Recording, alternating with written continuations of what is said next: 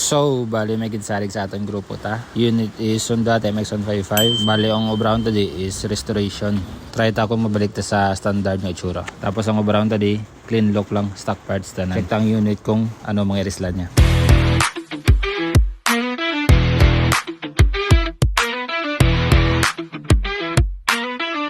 As you can see daw, durog natin nga irislan sa unit, tapos ang anang nga mga balita. Pasudlon ta na aton nga unit sa aton nga workshop. Kaya pamata-mata na baklas ang aton nga inog papintahan nga chassis kag iban nga metal parts.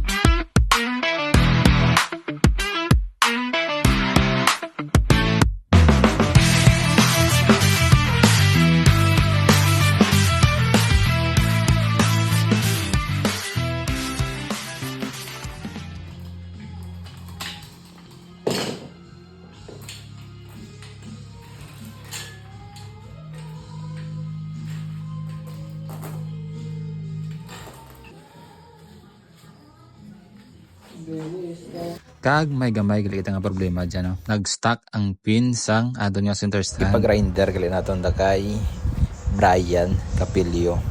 Sulod.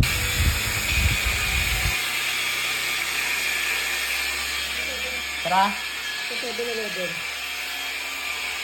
27. Nag-abot naman gali ang aton nga gin order nga crankshaft para sa aton nga Nice 125. Unbox na.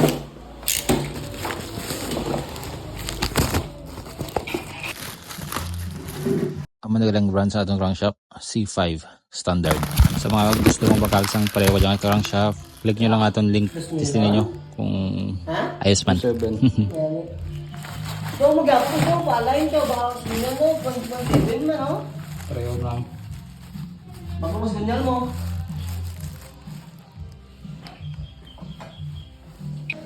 Ay, salamat. Nautod, nagigman ng amon nga kalbaryo sa center stand.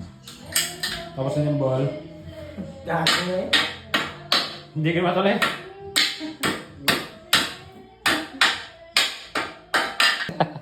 Minute lora to. Nabaklas na ubos. Madyan ako powder coat. Chassis.